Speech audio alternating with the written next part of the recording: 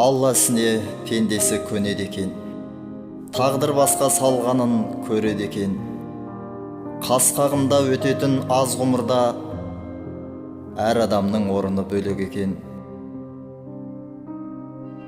Ізгілікті сіңіріп санамызға, айналып асқар таудай панамызға, қазына боп отырған ата жеміз, амал қанша жоқ бүгін арамызда.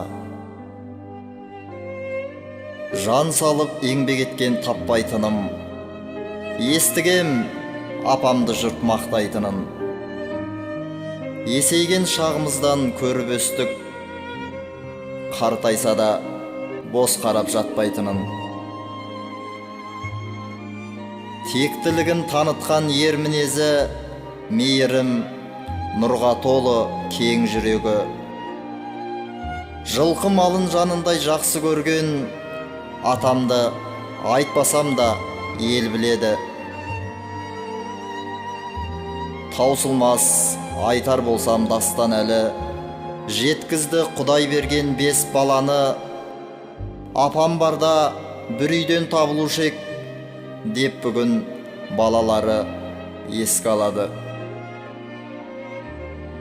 Тік ұстап татулық пен берекесін, көрсетіп отыратын өнегесін, ата мен әжемізде бұл өмірде сүйіп кетті немере шөбересін. Бағыштап рухтарына Құран кәрім, еске алып ата жеме жыр арнадым. Топырағы торқа, жандары жәннатта боп, панасында болсыншы бір Алланың.